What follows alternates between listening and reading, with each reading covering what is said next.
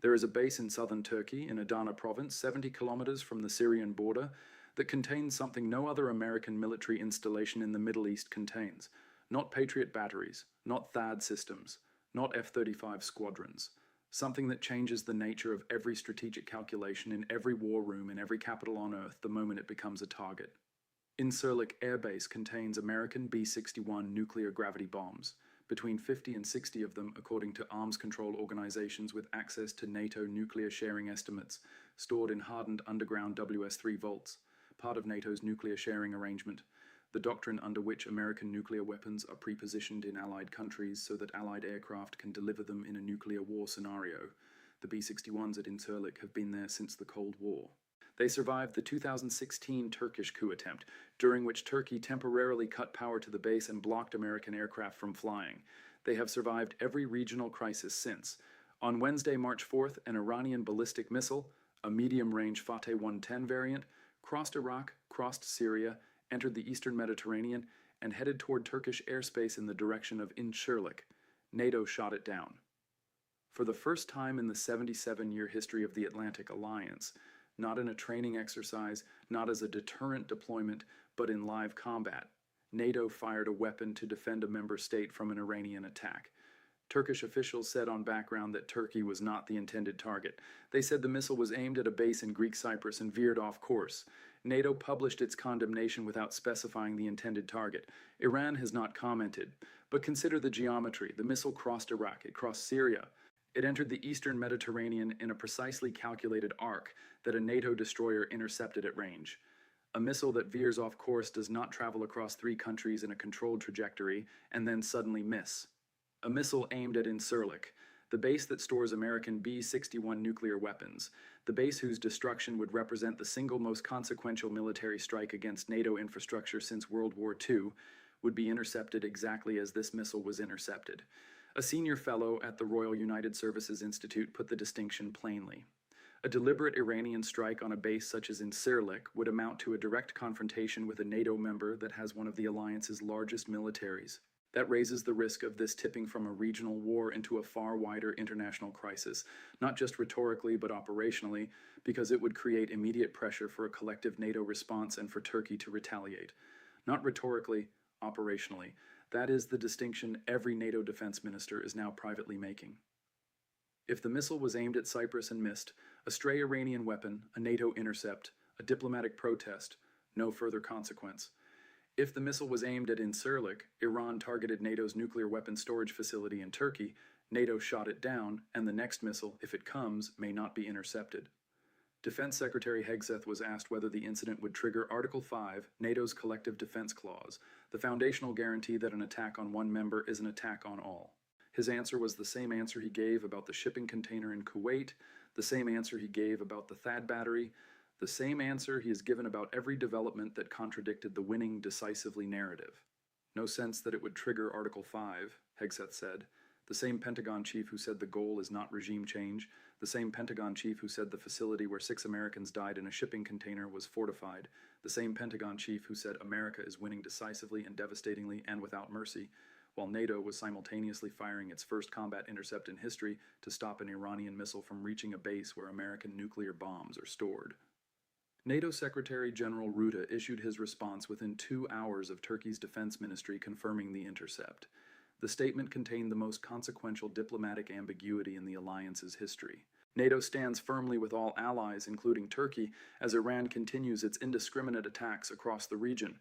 Not NATO activates Article 5, not NATO declares collective defense. NATO stands firmly, the diplomatic language of an alliance that has been provoked into its first combat intercept in history, whose spokesman has condemned the attack, whose Secretary General has called it unacceptable, and whose 32 members are now in emergency consultations about what standing firmly means when the next Iranian missile arrives and is not intercepted. Rutte clarified that Article 5 had not been invoked because the attack did not constitute a full-scale armed assault requiring unanimous activation, did not constitute a full-scale armed assault. That legal assessment, made in real time, under pressure, without the weeks of deliberation that Article 5 invocation normally requires, is the assessment that Iran's military planners are now studying with the same intensity that America's planners are studying Iran's decentralized command structure, because the assessment tells Iran exactly where the threshold is. A single ballistic missile intercepted is below the Article 5 activation threshold. A salvo of ballistic missiles, some of which penetrate, is above it. And Iran knows from 6 days of exchange ratios that saturating a defense system until something gets through is not a theoretical capability. It is the doctrine that has already killed 6 Americans in a shipping container, destroyed a THAAD battery, struck the Fifth Fleet headquarters, hit the U.S. Embassy in Riyadh, and now put an Iranian ballistic missile into the eastern Mediterranean aimed at a base where America stores nuclear weapons. Turkey's response was carefully calibrated to signal resolve without triggering alliance obligations. Presidential Communications Director Fahrettin Altun said Turkey is ready to take all necessary steps to defend its territory and airspace without hesitation, within the framework of international law. Not within the framework of NATO Article 5, within international law. That framing separates Turkey's response from the alliance's collective obligation. Turkey is reserving the right to act unilaterally if Iran fires again, without triggering the Article 5 mechanism that would drag 31 other NATO members into a decision none of them are prepared to make. Meanwhile, Cyprus closed the airspace above Larnaca after detecting a suspicious object. Greek frigates circled the waters around the island. Greek F-16s were scrambled to intercept a suspected drone just outside Cypriot airspace. Britain's RAF Akrotiri base, struck by Iranian drones 3 times in 6 days, prompted the deployment of HMS Dragon, a Type 45 destroyer, to the eastern Mediterranean. The map of this war on Wednesday morning now covers Iran, Iraq, Saudi Arabia, Qatar, Kuwait, Bahrain, the UAE, Oman, Jordan, Israel, Lebanon, Yemen, Cyprus, Turkey, the Red Sea, the Arabian Sea, the Gulf of Oman, the Arabian Gulf, the eastern Mediterranean, and the Indian Ocean off the coast of Sri Lanka. Off the coast of Sri Lanka, an American submarine fired a torpedo. A U.S. submarine sank an Iranian naval vessel in the Indian Ocean. Hegseth confirmed it at the Pentagon. The Iris Dana, an Iranian Mauj-class frigate, the most modern surface combatant in Iran's regular navy, sunk by an American submarine torpedo. The first submarine torpedo kill in American history since the final months of World War II. 80 sailors killed, 32 survivors rescued by the Sri Lankan Navy.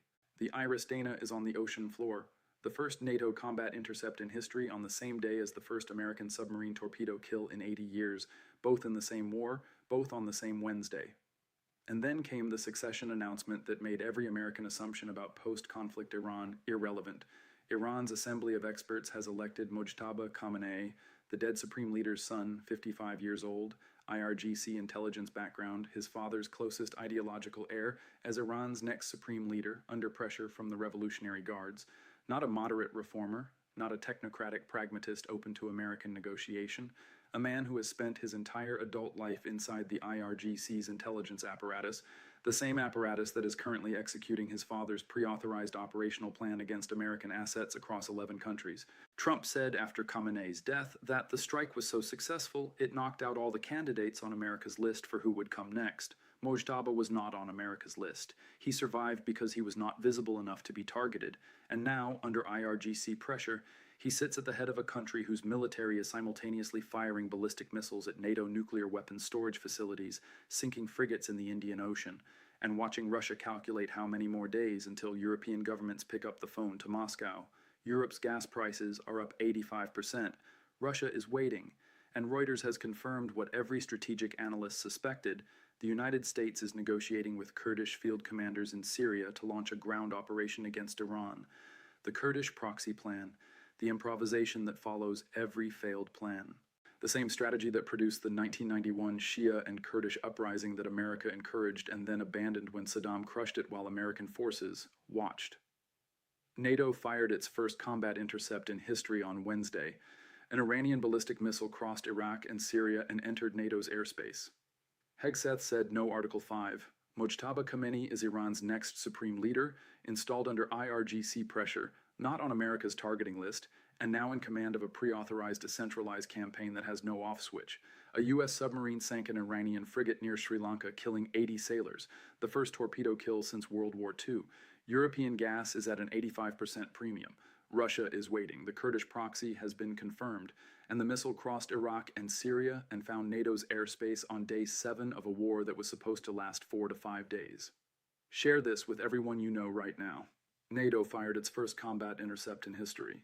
An Iranian missile headed toward Turkish airspace, possibly toward Incirlik, where American nuclear bombs are stored.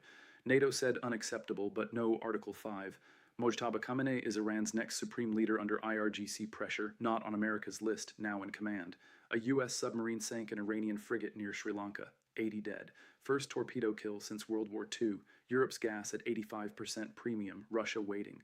Kurdish proxy confirmed by Reuters. The missile crossed Iraq and Syria and found NATO's airspace on day 7.